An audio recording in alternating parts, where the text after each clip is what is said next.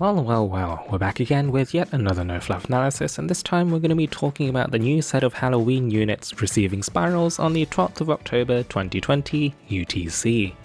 Let's cut the fluff and get straight to it with the first unit receiving a spiral, the 4-star light staff, Halloween Althemia. Halloween Althemia's first skill, Sweet Treat, used to be a team-wide 108% heal and also granting 15% strength for 60 seconds. The healing potency has now been buffed to 130% and gains Curse Cleanse. Her second skill, Bitter Trick, used to deal 617% damage to surrounding enemies and healed herself for 5% of the damage.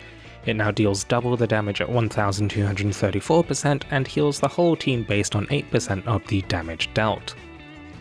Her first ability of 75% skill prep becomes 100% skill prep and skill charge. Curse Resist becomes Potent Curse Resist, and her third ability of 4 hit points granting her 10% strength now grants her 20% strength. So, alongside the 2.0 rebalance giving healers the 15% strength buff, the spiral now improves her potential for DPS as well as giving her some utility with a Curse Cleanse on her heal. Her heal is also shareable for 5 skill share points instead of Hildegard's 6, which means it can be shared alongside some strong support skills such as Patia's and Halloween Lowen's shared skills. While I don't think this spiral will do too much to the meta immediately, with some power creep, perhaps Halloween Althemia might play a role in some faster auto runs for Master High Zodiac. Or maybe just for her shared skill on a Chitose lead, for example. Overall, Althemia is in a bit of a middle ground between the roles of Heinwald and a more typical healer, so any new uses for her will reflect this. The second unit receiving a spiral is the 4-star Water Sword, Halloween Odetta. Her first skill, Envy of the End, used to deal 2 hits of 454% damage and also debuffed the enemy's defense by 5% for 10 seconds. Post-spiral, the modifier actually has not changed, and the only addition is that it now heals Odetta for 4% of the damage dealt, capping at 20% of her maximum hit points. Odetta's second skill, Wonderful World, was a 20% strength buff to Odetta and nearby allies. Post-spiral, this now buffs by 25%.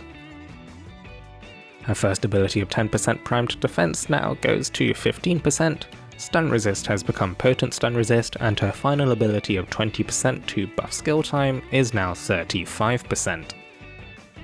So overall, the biggest change to Halloween Odetta is probably the buff skill time buff. No potency changes to her only damaging skill make this a rather odd spiral, though now she has a bit more self-sustain.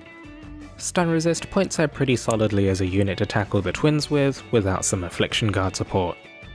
I'd say there's a very slim chance of her cropping up alongside Renee and Karina for some really odd double buff shenanigans in a solo team, though I don't think it'll outperform current tried and tested methods of autoing the twins. It's pretty odd for a spiral to add so little to a unit offensively, so part of me wonders if Cygames is worried about another Karina situation.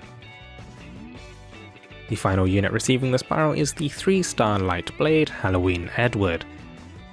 Edward's first skill, Vampire Slash, used to deal 3 hits of 381% damage. This now deals 3 hits of 481% damage. Halloween Edward's second skill, Nightmare Waltz, dealt 971% damage to nearby enemies and healed Edward for 2% of the damage dealt.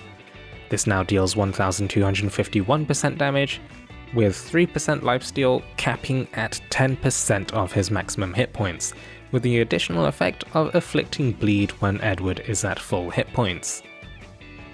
Halloween Edward's first ability of 4 hit points granting him 10% strength now grants him 20%, and his second and third abilities granting him a combined 75% curse resist now grant him 100% potent curse resist. So roughly 25 to 30% boost to his potencies and the addition of bleed to his S2 are fairly okay buffs, though his reliance on being at full hit points was always a tricky thing to handle. With the addition of a conditional bleed, his reliance on being at full hit points grows further and can make him feel a bit unwieldy. His hit point regeneration from his Chain Co ability triggers at 60% hit points, regenerates 20% of his hit points at most, and his capped healing on his S2 means that he requires a bit of outside healing support to maintain maximum efficacy in fights with unavoidable damage. Even at full hit points, Edward will be hard pressed to get to 3 bleed stacks by himself, hamstringing his damage potential. This might encourage using more than one Halloween Edward in co-op teams, though I feel that trying to build a team around just Bleed might not be the wisest of decisions.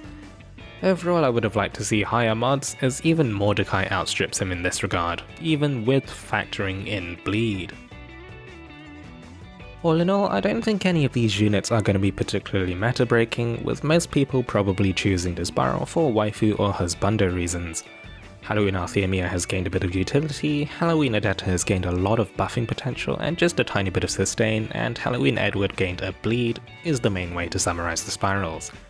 I don't think any of these are going to see widespread use, but they may be interesting to toy with for a while if you have the testaments to spare.